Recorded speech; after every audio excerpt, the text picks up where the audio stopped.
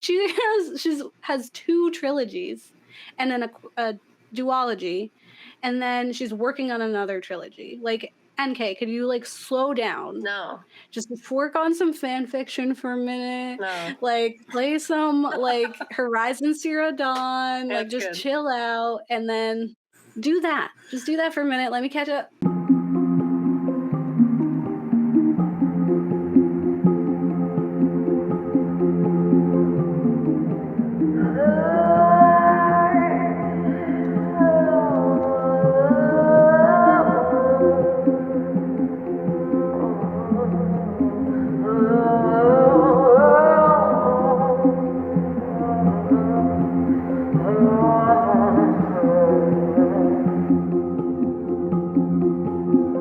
Hi, I'm Kat, And I'm Gabe. and And we are we the the ghouls Ghouls next next door. door, Talking about spooky stuff. as we've done a bunch of times forever now. Over 200 times. Yes. Welcome. Yeah, we are the media literacy show from a horror lens where we explore the real life, historical, factual reasonings behind our cinematic fears. And we are in our It Is Written series, Yeah, which is about writers and their work. yeah, and then it's literally written. I read the It has words. been written, Yeah, not all of them though, because been done, everyone, been written. a lot of the people we're covering have written many books. So it is written all of them without maybe a year in advance Yeah. to go through all of them. I mean, I will say for our 2 weeks from now person, I've had a very long time to read their book and I failed. It's okay. But it's okay because we switched the book anyway. It was So, such so it doesn't matter. Imagine how upset I would be like, I did a whole paper book and I'm not Yeah. even reading, talking about the paper book, wasn't even online. So it's good I didn't read it then. Look, procrastination for the win. No, You're welcome. we're not learning. Today, we're going to talk about Nk Jemisin, Mhm. and next week we're going to talk about the fifth season, which is the Broken Earth trilogy. I have not read all of the trilogy, but working through, I am going to do it. I'm going to Yeah, read it's like all of the really books good. now. Yeah. I've enjoyed that about the series that like I'm like, wow, I would never have like read books if it was not for this. I would never have discovered that, as well as all these awesome writers. So it's like I'm so excited to read Yeah. all of their stuff. I got to do that today where someone was like talking about Handmaid's Tale. And I was like, well, one, you should listen to our episode about it. But I was also like, if you like Atwood, like, and if you felt like something was missing, then I know what you need. And it's Mhm. Octavia Butler. So I got to tell someone about Octavia. And I was just like, get out of there. What are you doing? You need to be reading about her. What's going on? Yeah, no, 100. I got my mom to read Parable, and she like loved it, and I was like, heck yeah. Yeah, she was commenting on our stuff. So. Oh yeah, I did see that actually. Yeah, I'm probably gonna get my mom to read it too. She loves yeah. my mom loves Toni Morrison. So I feel like she would appreciate some of the themes in there. Hmm. It would probably be like the only dystopian that she has Yeah. read. My She mom hasn't read really did Handmaid's. not like Handmaid's Tale. She was like, "I'm just sad and I don't know what to do with it." And I was like, "Exactly, exactly." Just scary Yeah. sad. And then she started reading Parable, and she like by the time she got to like the third chapter, she emailed me or texted me. Emailed me. She's not like you. She texted me and she was like, "Oh, I love this book," and I was like, "Right." It was cute. Yeah. Yeah. Yeah. I agree that it Handmaid's is like that. I will say NK's work, it does get very sad. Like, Yeah. truly sad things, and, like, they just kinda keep going. And it's just Oh also, no, like because where I'm at is very sad, and if well, it's I just just mean, like, the forever. world like, you just have Okay. to keep Yeah. trucking, like, terrible Yeah. things happen, and you're like, That's "Well, true. we Yeah. know." Like, we start at the worst, right? Like, we Mhm. start with the Mhm. worst, and then Okay. it's like, how do we get to there? What happened? Yeah. So I think it's really fun. And so I'm really excited to share about N.K. Jemisin's work. I hope it inspires people to read her stuff. Mhm. As someone who has always wanted to be a fantasy reader, Mhm. I have, like growing up, I've always bought, like I'd go out and I see a fantasy book and I'd be like, that seems interesting. Oh, And I get like into that. Yeah. read like books about fairies and things. Like I read a lot of Holly Black and stuff. I apologize to people who hate Holly Black. I get it. But I read like some of those fantasy, and then Yeah. whenever I'd pick up a fantasy book, I'd be like, "Oof, I don't know. Like, there's too much. Like, it's the same thing with like how we were saying, like science fiction shows.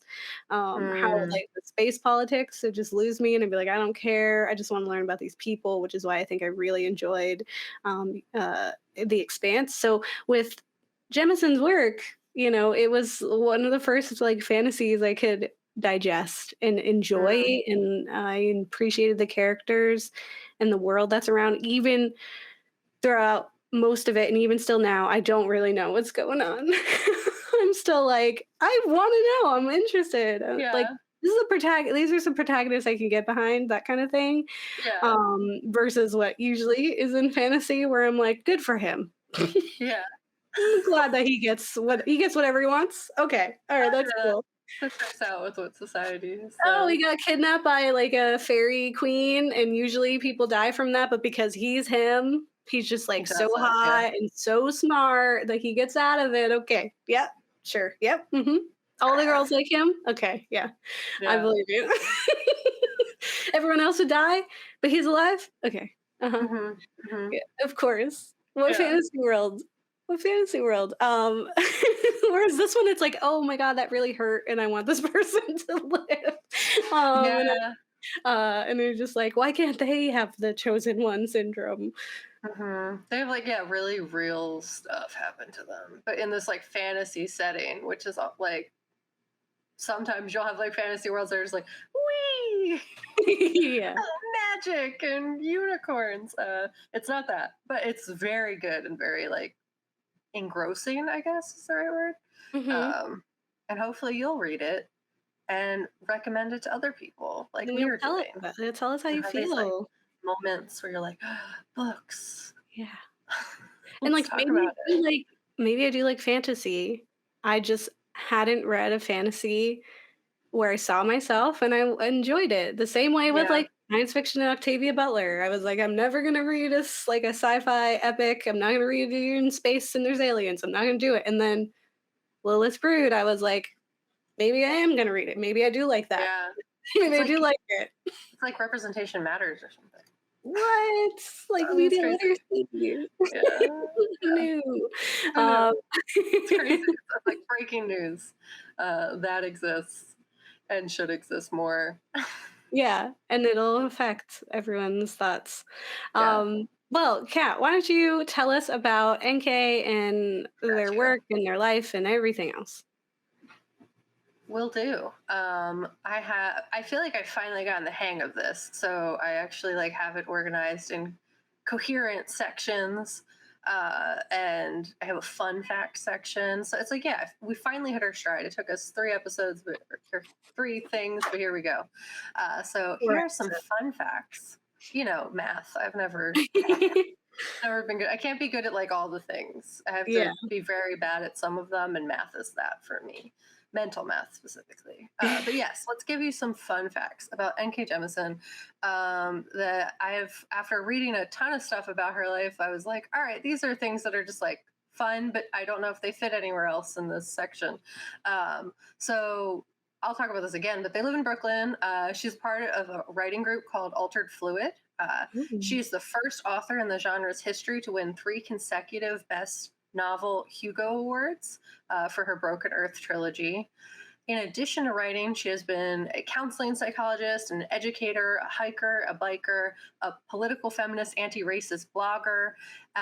And she also, at one point, used to write for a book review science fiction and fantasy column called Worldly, and she's covered that for 3 years. Her reviews can still be found online. She likes Mhm. to garden and game in her spare time, which is cool. Yes. I was like, She's such a gaming? nerd, and I love it. Yeah. So she plays Skyrim. Yeah, and Mass Effect. Yeah. So it's like huge. I love that for just existing. And she has a cat. Named She's only 41. Ozymandias. Yes. And she's only 41. She didn't start writing and publishing until her late 20s, early 30s. Amazing. So You the do it, world. You guys. can do it. If you're the if you're the just 30 crowd, you can do it at 30. You can just be like, I decide now Yeah. that that's what I want to do, and go do it. So I Like, just thought hey that's like guys, a really fun actually, fact. I'm a writer. You can say that Yeah, now. Let's do it. literally, that's what happened. She was like, well, she wrote like her whole life, but like also was Yeah, like yeah. didn't start like genuinely like pursuing publishing and stuff until her like end of her 20s, early 30s, when she like had a crisis, which I'll talk about that more. But she also apparently writes fan fiction, which I thought was very Hmm. fun, and using a handful of secret identities that she has not shared. She's very like protective over those identities. She also So still writes fan fiction, yes, like to this day. yeah, she Such a writes nerd. fan I fiction. love her. Yeah, she's cool. She's really cool. And she's not that much older than us. We could be friends, maybe. I don't know. Yeah. If we ever Yeah, meet I them in have real friends life. her age. Yeah, exactly. No, that's what I'm saying. Like, but I don't know if we're like cool enough that she would She want would to talk find to us. us. Yeah, but like more so, we're of similar ages that maybe, Yeah. Come on, Jemison. Talk to yeah, us. yeah. But let me tell you a little bit about her life. Nk Jemisin, the N and K stand for Nora Keita, which is such a cool middle name. And she was born on September 19th, 1972, in Iowa City, Iowa. Um, it's funny because she was born in Iowa City, Iowa, and then she lived in New York City, New York. So I just thought that was Hmm. like a funny correlation. She was only there briefly, and her family moved to New York City when she turned 1. In an article on the New Yorker titled Nk Jemisin's Dream Worlds, written by Rafi Kachadorian, they give a lot of background on her family. I'm very thankful to this article. It's kind of like the one that I found when I was researching Octavia Butler. They wrote so much about her life. I'm like, Yeah. thank you. you. You've solved all the missing pieces. So thank you very much to them for writing this article. Her father's name was Noah Jemisin, and her mother's name was Janice Jemisin. I looked many places to try to find her mother's maiden name. It does not exist. So she is Hmm. Janice Jemisin. And they met at college at Alabama State University and got married soon after. Her father was born in Birmingham, Alabama. And in the article that I mentioned, they state that he lived where the commissioner of the public safety allowed the Ku Klux Klan to attack the Freedom Riders when their Greyhound buses arrived in 1961. Her father spent part of his youth dodging dogs and fire hoses turned on him and other civil rights protesters. So just a little background on him. The newly married couple left Alabama and moved to Iowa City, Iowa, because Noah wanted to devote his life to painting and had applied to graduate program at the university there. Jemison's mother applied there as well, pursuing a degree in psychology with specialization in psychometrics, so like testing. Following Jemison's birth, they moved to Brooklyn, and her father taught art and her mother taught grade school science. Apparently, her father has a painting at the Met called Black Valhalla, and in the blog that you can find on our website, I link an image for it. Nice. A link to it's still up at the Met. And it was really cool. Jemison was very fond of the NYC house that they lived in and described it in the article I mentioned. We were in a beautiful little brownstone. We had the ground floor and the floor above. There was a gorgeous old mahogany banister. There were grapevines in the backyard and a squirrel named Greedy who would come seeking pecans that my grandmother would send me from her tree in Alabama. So she really loved the house that was in New York. But at the age of 5, her parents divorced, and Jemison went with her mother to Mobile, Alabama, returning to NYC in the summers. This move was very hard for Jemison, and because of this, as a means of escape, she spent many hours at the local library, and this ultimately led to her starting her writing around the age of 8 years old. Crazy. She apparently started self-publishing, like in quotes, Aw. handwritten books binded with cardboard and yarn, which was just super cute. And yeah, it was a very like hard experience, this kind of like transition between the two places. So just a content warning for my next paragraph. I do talk briefly about hate crimes and racism, just so you know. So take like a 2-minute break, come back if you do not want to hear about that. So as I said, Jemison really did not enjoy her time in Alabama. She specifically said she hated it because of the regimentation of Southern society and the quasi-suburban alienation, as well as racism. In an incident that is described in the New Yorker article I mentioned, when she was in 4th grade, the KKK burned a cross in the Mobile courthouse lawn and then murdered a Black teenager named Michael Donald as he was walking home from the store. Hmm. This lynching took place not far from her grandmother's house, and the incident really impacted her and her family.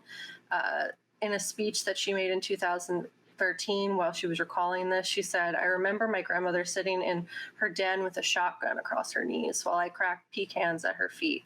I was maybe 9 years old and had no idea what was going on. She told me the gun was just an old replica she'd brought in to clean it. And I just said, okay, Grandma, and asked whether she'd made me a pie when I was done." Um, Hmm. but obviously, that was like a very traumatic thing that happened very close to her. Her grandma lived.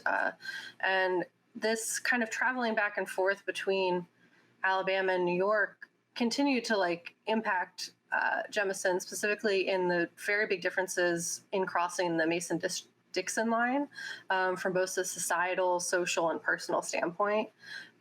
The shifting of racial divisions in Mobile led to her attending a predominantly white school that had been forced to desegregate.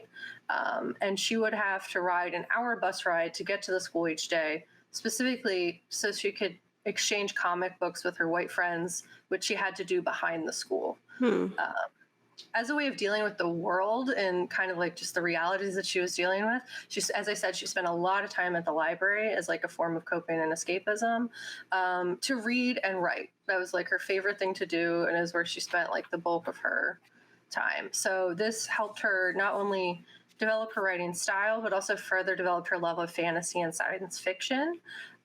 Specifically, Jemisin fell in love with comics and science fiction at a young age. She loved space and the world's fantasy that space could be built upon, and the specifically like the way in which fantasy was written. It allowed some sort of like structure and logic, even though they were in fantastical worlds. Hmm. So specifically in dealing with her parents' divorce, Jemisin felt little about her real life was she didn't think it was cohesive. So Jemisin felt like her real life wasn't cohesive, and because of this, she really enjoyed the completeness of the imagined world. So like the world building and the way that they existed in these kind of like self-contained, logic-bound places. Hmm. But with still like these really awesome and cool ideas. She loved science fiction novels so much that she would read them in class, covering them with paper to hide the titles from her teachers. And in the New Yorker, she said, "I saw Star Wars when it came out because I was a creepy, obsessed space child." Jemisin like kind of took this love of Star Wars and continue and the love of science fiction and fantasy and just like really dove into that. She pushed through so many novels, and this like love of science fiction and the novels surrounding it made her write even more, like constantly. She was just constantly writing. And she would her cousin recounts a time where they would spend a lot of time in front of her grandmother's house in the sun, writing, drawing, and talking. Her cousin was W. Kamau Bell, and they said, "We bonded over the fact that we felt like aliens in Mobile." The differences in her parenting styles also impacted Jemisin well. Her mother was a standardized test giver, as I said, and her father was an artist. So, two very Yeah. different ways to go towards the world. So these differences made it so her mother had a really hard time understanding her love of otherworldly fantasies and writing, because they weren't really like for her mother's perspective, they weren't really based in like logic or science, or even though Hmm. sometimes they are, but like it was all very fantastical. So she had a hard time understanding her love of it, as well as just like her love of writing in general. Her father, however, did understand as an artist, and spent most of their summers together. They would stay up really late together watching Star Trek and The Twilight Zone.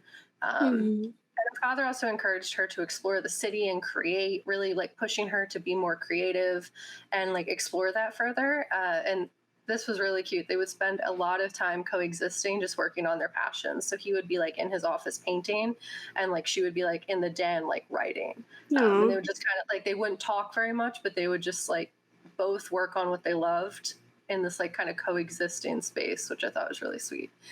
Um, and her dad was actually apparently her first real editor, like not in the literal sense of publishing and editing in that way. But she described it as one of her favorite memories of them was walking around the Williamsburg Bridge. This was before it got renovated. It had holes in it. You had to be careful or you would lose a foot. I would talk over story ideas and plot lines, and he would just listen to all of that. So a lot of her early ideas were things that like she talked about with her father and like got his feedback on, which was cool. While her father was a supporter of her writing, her mother's influence ultimately won out in that exchange at first. As I said, she did not start pursuing writing as more than a hobby until her late 20s, early 30s. So this kind of stayed as is for many years. Her main focus was, as many of us have, to afford life, rent, bills, and to survive in this capitalistic hellscape. So she pursued just like exclusively that route for many years. She just wanted to be able to afford to live. So writing, as this, it was a side hustle. It was like specifically just a hobby, a coping like her way of escaping, as it had been like when she was little. And she kind of used that to keep her sane. It describes as she moved kind of around the U.S. and in her teaching roles and jobs that she did not like very much. As she got older, she attended Tulane University in New Orleans, Louisiana, and she graduated with a bachelor's degree in psychology, taking after her mother in that way, who also had a degree in psychology.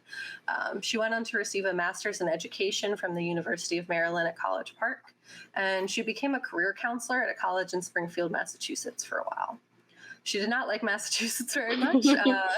One reason being like the weather and climate. It was cold and lake effect snow. She said it was isolated. She did not like it very much.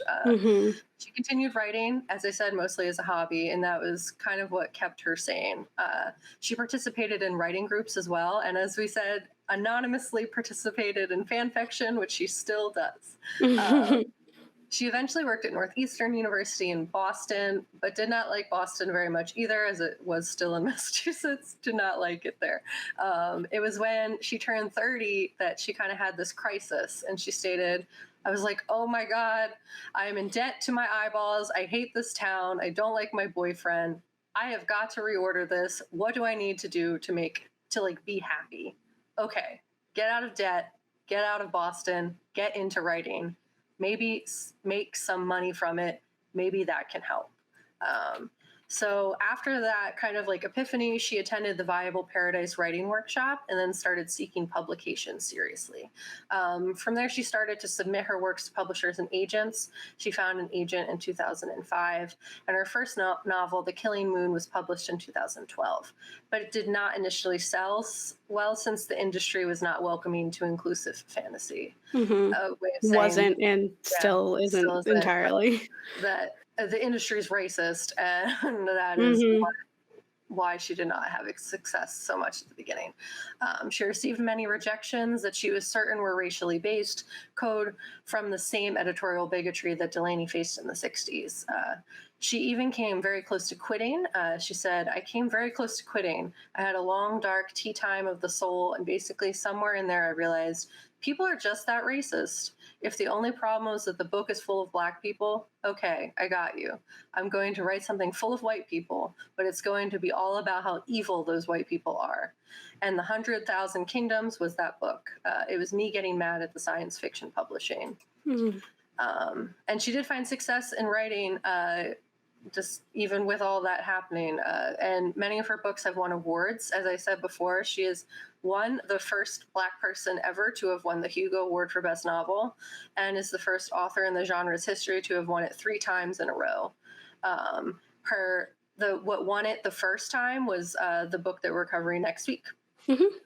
So on her website, also, she describes her writing most frequent themes as resistance to oppression, the severability of the liminal, which I had to look up what both of those words meant. And the coolness of stuff blowing up. So she often Can writes. you explain what inseverability of the liminal is then? Sure. Liminal it's related to a transitional or initial stage of process, occupying a position at or on both sides of a boundary or threshold, and the inseverability of that Mhm. divide/threshold, which makes sense considering most of her life she was traveling back and forth between the North and the South. Mhm. As Gabe will get into when they start talking about their section, she often writes very on the nose and unapologetically on topics she covers, and that's been very important to her to be honest in her fantasy. Um, and Gabe will get more into the writing theme styles, the actual things that they've written and stuff like that. But there is a fun little fact section on their website, for Jemisin's website, on the questions she most often receives from interviewees, to kind of just get them out of the way. And Mhm. I just thought it might be fun to share those because they were cool. So the first question that she says she gets a lot is, "So you're black and a woman in science fiction? What's that all about?" I understand why these questions are important. It is disheartening that people keep asking them, however, or some version of them. At this point, for me, these questions are a reflection of the larger problem that for those of us who are other, we are constantly called upon to explain our existence. Therefore, I ask the interviewers stop doing it and think of something more interesting to ask. Mhm. The next question is, when did you know you wanted to be a writer? She says, always. As a kid, I devoured books at the library, and at home, I would make my own handwritten books with cardboard covers and yarn binding. It took a while for me to decide to do it professionally, but I've been a writer for as long as I can remember. The next question is, how did you become a writer? So nobody bought the ones with the cardboard covers, so I had to try something new, was her joke answer. But her serious answer was, I've been writing since the age of 8 or so, and only began seriously seeking publication in my late 20s and early 30s. I started with a writing workshop, Viable Paradise, and from there I joined a writing group and wrote short stories to hone my craft and novels to tell the stories I wanted to tell. I sent the stories to magazines and to book agents. Once I found the right agent for myself, we then worked together for several years before the 100,000 Kingdom sold. I kept a folder of rejections as motivation to keep going. I don't know where that folder is anymore, which feels like a good measure of success, if as anything else. So for anyone who's trying to become a writer, the next question is, how do I become a writer? To which she says, unfortunately, there is no one way to answer this question. You become a writer by writing. If that in itself makes you happy, you've succeeded already. To have a writing career means a lot of small business management, market research, patience, and perseverance. The good news is that social media and the internet have made it much easier to do this work than it was when I started out. The bad news is no one can really give you the patience and perseverance except yourself. It can be helpful to form a solid group of fellow writers seeking publication, either as a general support or as a dedicated writing group. But in the end, it all comes down to you. Good luck. And how do you keep writing? Which I thought this one was one of my favorites, just because it was cute. By not writing sometimes. Diligence is very important for a writer, especially a writer on contract. However, if that's all you do, you will absolutely burn out. And recovery time for burnouts is not quick. So in order to keep writing, I travel, read, write just for fun / to myself, and occasionally play Skyrim. So the fan fiction is a part of that, you know? That's why Yeah. it's so cool, is because they still have these like awesome hobbies that is their like not writing time. And also like they write reviews for other people who are writing, as you saw. You found Mhm. the one for of course now that we're saying words, I forget their name. The person we're covering next. Oh, for Sylvia Moreno Garcia. Yes. She wrote Yeah. a review for her book. So I was like, oh, that's so cool. Which Oh, is they're why still we for each switched. other. Yeah. No, We it's super we fun. switched over to that book because I was like, well, if Nk Jemisin likes it, then we're gonna like Yeah, it. like guarantee we're gonna think it's great. Yeah. There's total trust. Yeah. So yeah, they're really cool as like a person, it seems. Like they're nerds like us, geeks. Yeah. Um and Yeah. yeah, it's just cool that they were like, I'm gonna do it. But that like it wasn't when they were like 18. They were like Yeah. they say like by 30 you're gonna figure out your stuff. And it's like she was like at 30, she's like, I don't know, but we're gonna try, and then just did it. We'll figure it out. It's hard to like 'Cause this ain't start it. fresh at 30, so like that's huge, and she really pulled it off and is amazing. So Yeah. NK, be our friend. yeah, Yeah, a lot of like what she says really reminds me of our friend Wimoto Naoka, Mm, of Destiny Projects and Black Women Are Scary. Similarly, with the just this idea, like because Wimoto writes like fantasy and horror, like a lot of genre work. Same thing mhm, with Eunice Levi's, who we talked to in our um, uh, community care episode. mhm. But both of them, it's just like we just are existing, and that's everyone wants to know why we're existing. Like she gets so Yeah, worn out when people are like, "Tell us more about your struggles," and she's just like, "Just take my work. My work is good. yeah, Read my books." yeah. We don't need to have like a trauma porn session instead. Yeah, like to validate why I'm in this space. Like I Mhm, could just make something that is fun, and that is enough. mhm. And it's because there's not enough fun out there with us just existing in it. And like that's the problem. Like the bare minimum is just let us be also here in your Yeah, envisioned futures in other worlds. yeah. No, 100%. Yeah. And then Yeah. we'll be like chilling, hanging out with NK, Tanana Reeve. I'd hang out with her too. Everyone, hang out with us. Be your friend. Let's start a Um writing group. Maybe that'll Sylvia go. Moreno Garcia, be my friend. Yeah, Awesome. Let's talk about NK's work. do Um, it.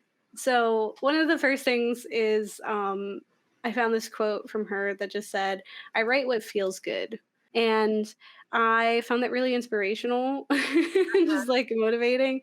And in that same vein of what you're saying, right, is like uh, just writing it. Right, it doesn't Mhm. have to have this ulterior motive or this purpose. It's just because um, it's feels good to write Yep. it, and other people are going to enjoy it, and that's cool.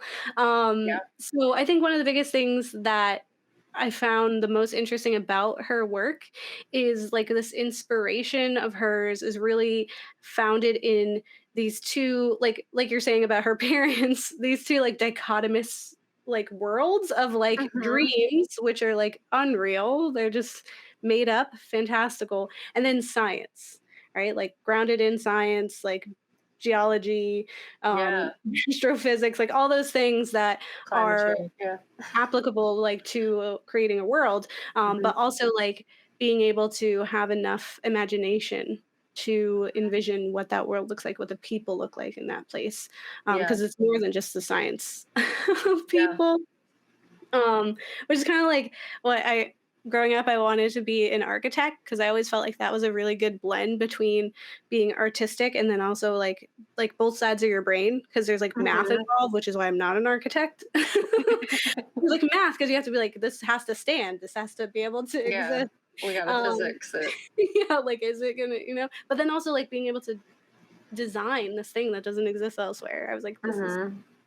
again You can math. do that with writing. You got it. Yeah, exactly. So with Jemisin, her work begins with a dream. So her writing process starts with a rough remembrance of a dream that she had. It's this concept that lingers in her mind. It's fuzzy at the edges when she wakes up, and then she focuses in on the elements that she remembers, asking herself questions like why did this happen or how did this happen to unpack the Mm. larger picture. And then she also brings with that exploration the emotions that linger after the dream has dissipated, which help to answer those questions because it's not just like how do we get to this area of my weird That's so dream, it's like cool. what do I feel in this dream and why did I feel that? Yeah. And for the Broken Earth trilogy, she found herself standing in a surreal tableau with a massive floating in the distance. It was a chunk of rock shaped like a volcanic cone, a cone shaped smoking mountain, she recalled. Standing before the formation was a black woman in her mid 40s with dreadlocks who appeared to be holding the volcano aloft with her mind. She was glaring down at Jemison in radiating anger. Jameson did not know how she had triggered the woman's fury, but she believed that if she did not ameliorate it quickly, the woman would hurl the smoldering massive at her. And writer Rafi Kachadorian, that Kat mentioned, super helpful. Thank you for your article in the New Yorker, titled "Nk Jemison's Dream Worlds." Um, for these details. So, for her next trilogy, the Inheritance trilogy, the dream that kicked off this exploration of enslaved deities featured two gods. One had dark as night hair that contained a starry cosmos of infinite depth. The other, in a child's body, manipulated planets like toys. And seeing these two gods, she thought of a whole world that would then subjugate those gods. What does that Mhm. look like? But further than dreams, Jemisin also immerses herself into the world that she creates. And though it is science fiction, speculative fiction, or fantasy, they are world building and magical genres that are grounded in real world influences and science. Mhm. Real speculation of like what could happen, kind of similar to what we were seeing with like Margaret Atwood in Orcs and Crake. Like Mhm. these are real things that have happened. It's grounded in facts and science. It's totally possible if this world existed that these things would happen, right? Yeah. On her desktop in this article, they mentioned that she has a folder with information gathered from a NASA funded workshop called Launchpad, which discuss what could happen to the Earth if we lost our moon. And the article explains some speculated that our planet's axis would tilt wildly, triggering haphazard ice ages, and that its core might lose its stability, causing earthquakes and volcanic eruptions. The fragments in Jemisin's folder began to pair up. She imagined a planet that had lost its moon and became seismically hyperactive. Such a place, she reasoned, could sustain life, but just barely. Mass extinctions would be common. If the woman in her dream inhabited that planet, she wondered, then what would her civilization look like? Um, and Wow. again, that And that's what the wow. that's what it is, right? Which we're gonna talk about next week. Like I'm like so excited. Um but that reminds me of like how Butler wrote the pattern series backwards, the patternist, Mhm. where it was like she started at the end and was like, how did I get here? It's kind of like that. Like you get to this, you start with the end. Just as she says. So to fully understand the circumstances, environments of her worlds, Jemisin inhabits those spaces. So she spends time in boring courtrooms for notes on how to write courtroom scenes for her upcoming book trilogy about New York. Because it's going to Mhm. feature a courtroom.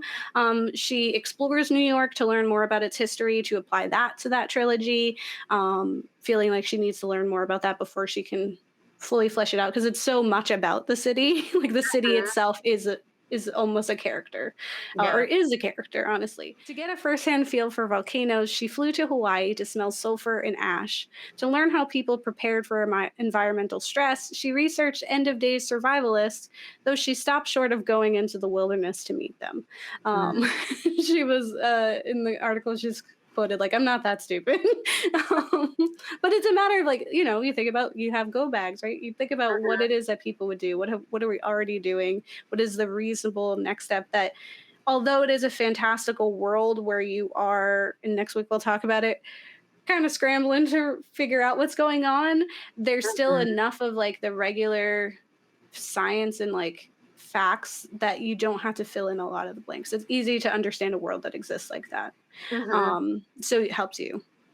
So with the fifth season, I'm going to do some pieces about some of her work. Again, we're going to be talking about fifth season specifically next week, not the whole Broken Earth trilogy because I haven't gotten through all of it. Mhm. But I'll probably talk some bits about it because I even spoiled a bit of it for myself. But it wasn't like I wasn't let down. I was like I was kind of already thinking that's where it was going, and it kind of helped me see Mhm. the book from a different lens. So I might just spoil it for myself, and I think I'll still really enjoy it. Mm. So fantasy writer J.R.R. Tolkien started his worlds that we all know, Lord of the Rings, with a map. And drawing this environment, he developed the language, the systems, the caste systems, the cultures of this fantastical realm. Like, who lives here? What do they look like? Why do they look like that? How do they interact with each other? Which is why I could not finish that book. Mhm. Got mostly through the Hobbit politics of like this Hobbit people don't like those Hobbit people, and I was like, but why? I was like, that's how like aliens would feel about reading about us. Yeah. Like, why don't they like each other? Because they're a little darker than the other. What is that? Yeah. For what reason? Anyway, that's me with Lord of the Rings. Again, I can't do fantasy really, but Jemison also begins her journey of Broken Earth with a map of the stillness, is which is what the place is called. Mm. She places her wealthy populace, those in power and therefore corrupt, absolute power, in the center near the equator. And she deems that this is a geologically stable spot on fault lines that she designed. So it makes sense that they would be there and they would be stable enough to subsist over some of the other geological disasters and therefore be able to have some type of power over the rest of the people. Mm-hmm. Eumenes. So the next element in the stew that is Jemison's imagination, the brew of storytelling, and a concoction of new worlds is psychology and history. So Jemison aspires to explore systems of subjugation.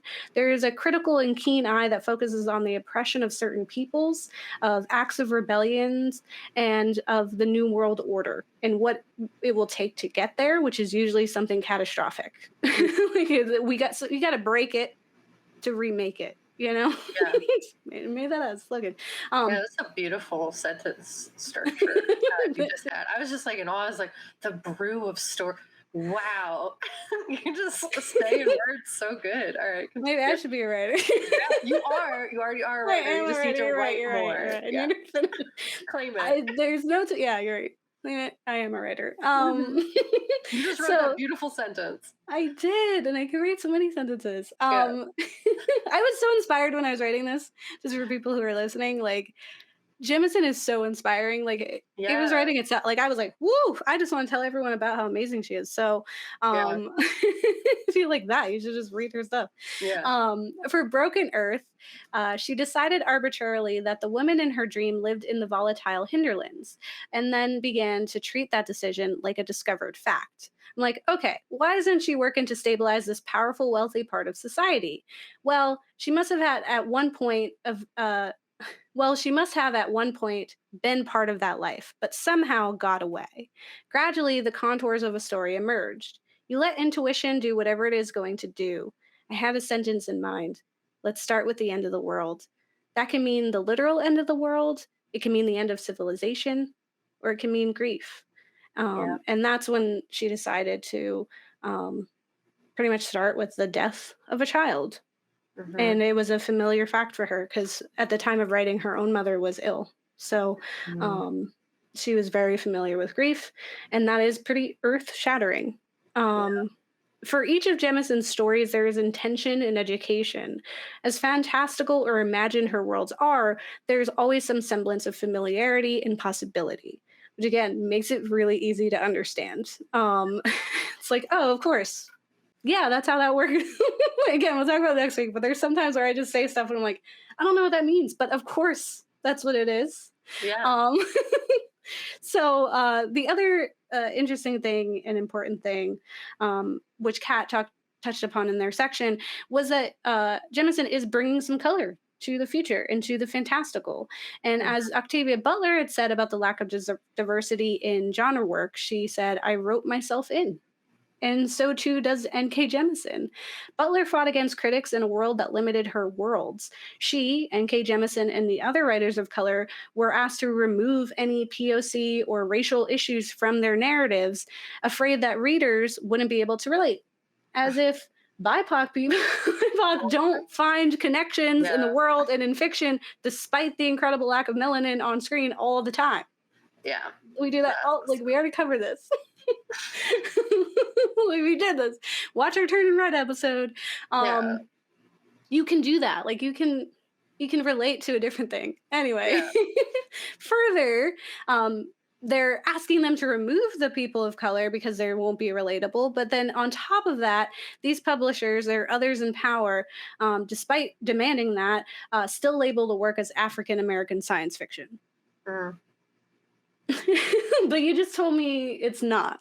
So what is it? What are we doing? Yeah. Just because you're just anyway thinking even now of Octavia Butler being the mother of Afrofuturism, but she's just as much a writer of speculative fiction as Atwood.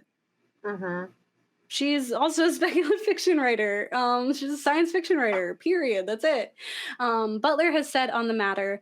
Science fiction reaches into the future, the past, the human mind. It reaches out to other worlds and into other dimensions. Is it really so limited then that it cannot reach into the lives of ordinary, everyday humans who happen not to be white? Again, this whole episode has been making me really think of Limoto. I've had these conversations with her many times. Yeah. It's just like, it's so We should important. cover Black Women Are Scary. Like, we should Yes. bring that Yes, and on we our will. We're yeah. gonna be doing some local or like smaller writers in the fall. So stay tuned, everyone. Yeah, yeah, yeah. Um, but Butler felt the strongest thing to do to fight this was to simply be here, and Jemison is out here. So one of her more recent works, "How Long Till Black Future Month," which is a collection of short stories, was inspired by two memories of watching the Jetsons growing up. And she said, "I noticed something. There's nobody even slightly brown in the Jetsons world. This is supposed to be the real world's future, right? Albeit in silly, humorous form. Thing is, not white people make up most of the world's population. Now, as well as back in the 60s when the show was created, so what happened to all those people in the minds of this show's creator? Are they down beneath the clouds where the Jetsons never go? Was there an apocalypse? Or maybe a pogrom? Was there a memo?" And Yeah. one of the short stories in this collection, which is kind of made me think of like her, similar to her idea of like, sure, I'll put white people in it, but you ain't gonna like them. Is Yeah. one of her short stories is titled "Cloud Dragon Skies," and in it, humanity has taken to the skies, Jetson fashion, and they live in a ring-shaped colony in space, built from crushed asteroids. Again, totally doable. And Yeah. due to ecological disaster, the Earth is near uninhabitable. The atmosphere is tainted, and there's toxic chemicals influencing new forms of life, which, like, I'm not gonna say a spoiler, but it made me think of a recent thing I watched. There Mm. are a few humans who have stayed behind. One of which is our narrator, and who is telling the story. And she explains. One morning we awoke, and the sky was a pale, blushing rose. We began to see intentions in the slow, ceaseless movements of the clouds. Instead of floating, they swam spirals in the sky. They gathered in knots, trailing wisps like feet and tails. We felt them watching us. Um, like it was alive. Again, not gonna say what it reminds me of, but something like that is alive. You know what I'm saying? Somebody out there is getting Yes. it. And I bet you he read that. So anyway, like Butler, she imagined a future in which we don't abandon Earth to continue our malicious and disastrous human ways, but instead inspires a future of progress, evolution, and adaptation. Specifically, I'm thinking of Lilith's brood and the fact that like we can fix this. Like Mhm. there's an opportunity, and there are certain people who would be more inclined to fixing it, right? In it, the people on Earth who are still here accept the new cloud forms as natural, as a piece of their environment, just as at home as they are. Believing that in a redemptive future, humanity must adapt to its ecosystem, not shape it. There's a respect there, Yeah. that there's a natural evolution. Yeah, we are going to mess up the That's world. We are doing that, but uh, it's gonna change and we gotta still respect it. yeah. like, yeah, we did that, but That's now like the that's what it whole is. thing. Yeah. Like, Yeah. okay, that's just how it is now. And deal. In keeping with her psychological explorations, the humans in power are still faulty and harmful. And not understanding the new creatures, they react violently and try to eliminate the Earth's new shapes, Mm. leaving the to flee Earth and live amongst the other humans, acting as orator, keeping the truth alive through story, which Mhm. sometimes is all you can do. Right, Butler? You just keep telling the stories. Mhm. And for too long, the genre world elevated the voices of problematic and frankly uninteresting writers. Mhm. Frankly uninteresting is, that's me putting my little flavor in there, but shadowing the work of others, honestly, and as if to say there was no room for diversity in the future or in the fantastical. What does it say that entire groups of people, cultures, and lifestyles are erased from our predictive and speculative texts? Are we not going to be here in the future? Do we no longer matter? Are we to be erased in the future as experiences of our ancestors have been in the past and present? Talking about Yeah. like how That's what many they years want. That's we need what to have. they're on the nose about it. They're working on it. They're trying really hard. Yeah. You can't talk about past. This doesn't exist. We got to rewrite it. And it's like, no. Mhm. And so like at least let us write the future and let us also be in the future. You're gonna tell me that like the Jetsons, they in the Come on. All right. But even Tolkien was affected by the racist rhetoric of his time. And again, The Lord of the Rings is a really amazing work of literature. It's very impactful. It is beautifully written. There's a lot in there. Again, he built an entire world. It's an epic, right? It's foundational in the world. So not discrediting that, but everyone knows you just gotta. He's even said it. So his orcs, the monstrous and disgusting agents of evil, are questionably designed. Okay, again, product of his time.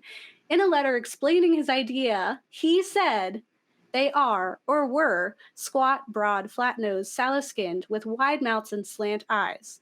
In fact, degraded and repulsive versions of the, to Europeans at least, lovely Mongol types. Hmm. It sounds like it's like Racism, maybe. and again, like he's very foundational to the fantastic world. You can't erase that, right? I refuse to read anything horror about Ray Bradbury, but I know probably a problem, right? And the same thing with horror, which we have talked about many times. Mm-hmm. H.P. Lovecraft. Fuck him.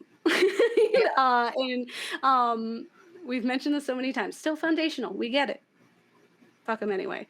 Up until recently, the World Fantasy Award was a bust of H.P. Lovecraft. Mm-hmm. So imagine winning that as a person of color, a person that he thought was less than a human. Yeah. Having a statue of a man, just look up the name of his cat. Or Yeah. being Jewish and having the statue of this man in your house. Yeah. Um, An entire problem. Yeah, so we have discussed the problems of Lovecraft a few times on the show, in Lovecraft Country, in Lovecraft Country again, in our HP Lovecraft episode, and other episodes that just have Lovecraftian themes. We just got to put it out there every time, just so you know. Yeah. You have you have an impact, but you also. So for those missing out, he was a racist, anti-Semite, loved Hitler, wanted to be European so bad. Yeah. Didn't eat any vegetables. Named his cat terrible names. Was awful to his wife. Just an all-around shit person. Yeah. A loser, complete loser. Who has greatly impacted the world of horror. Can't deny it. So, subverting this harmful rhetoric by featuring powerful and heroic POC characters against his monstrosity is always a win.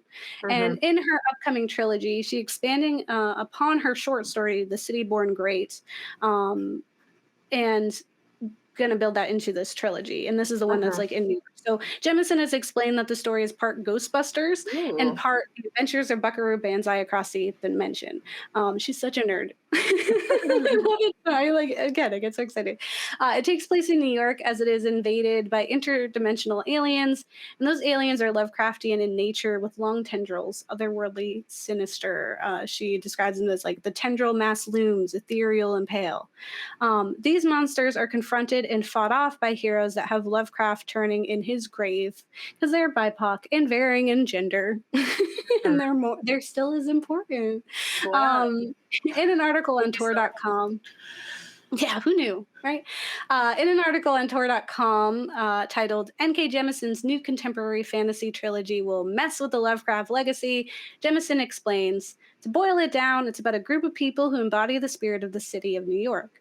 They raise the city up into a kind of metaphysical entity that will help to fight against basically Cthulhu.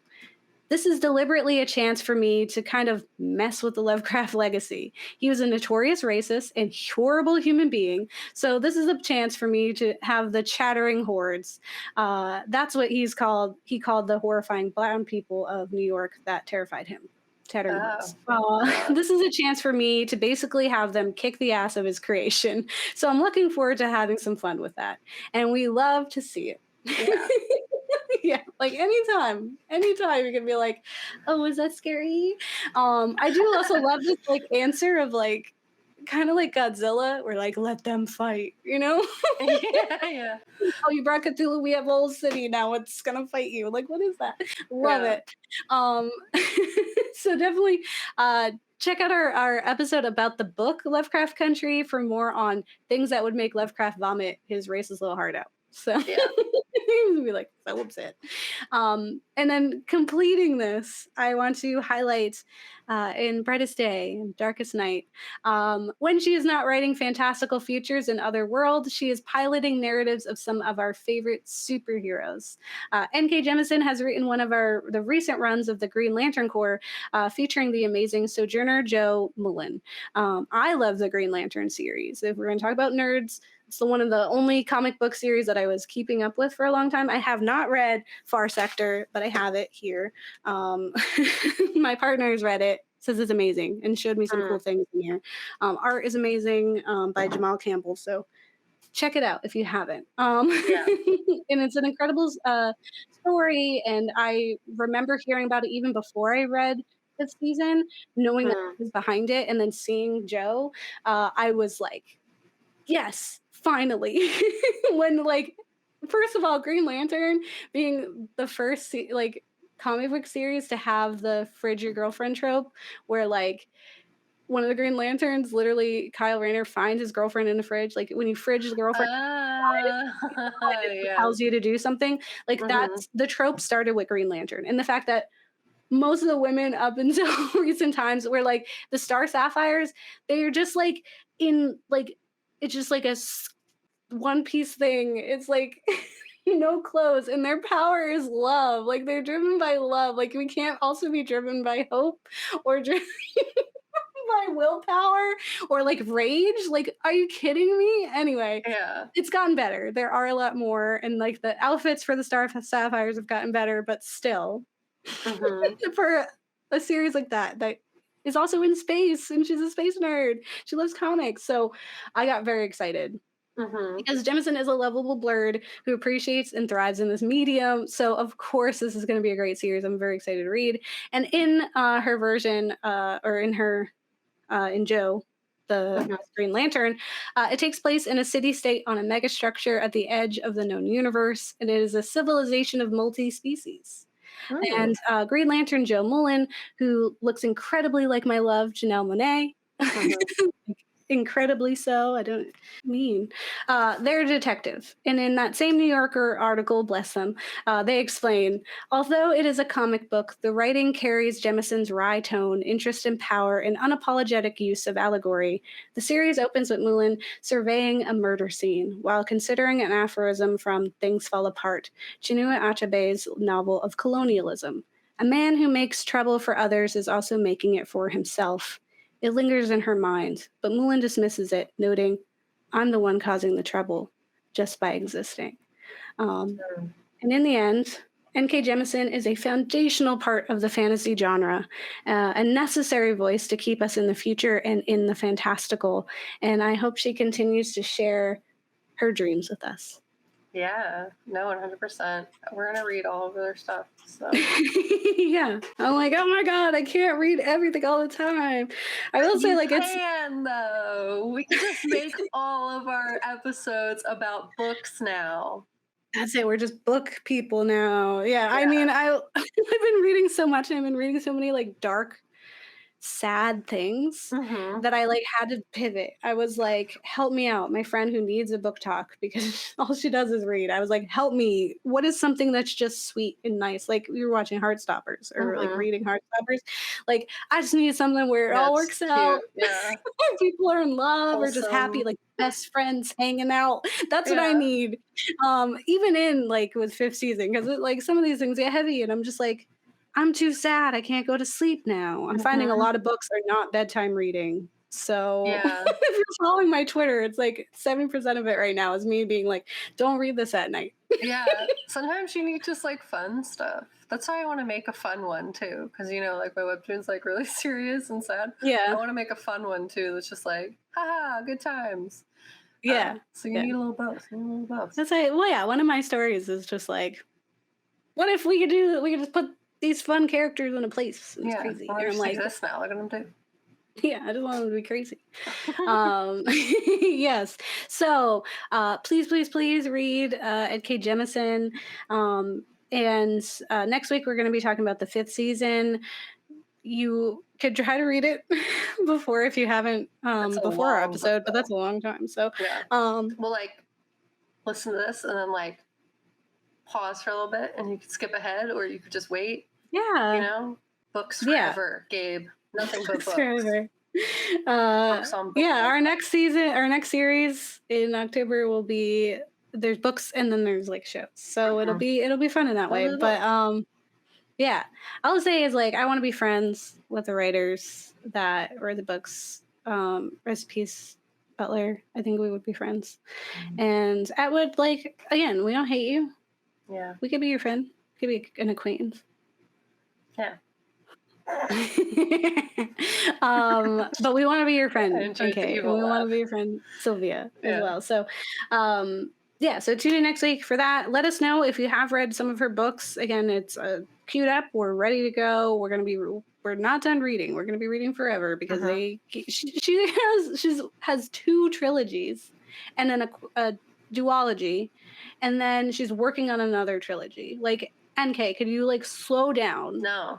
Just work on some fan fiction for a minute. No. Like play some like Horizon Zero Dawn. Like just chill out. Play and Stray. Then Stray's really good. Play some Stray. You love cats. That's gonna dice will love it. You make the little meow button. Yeah. And your cats are like, what are you saying?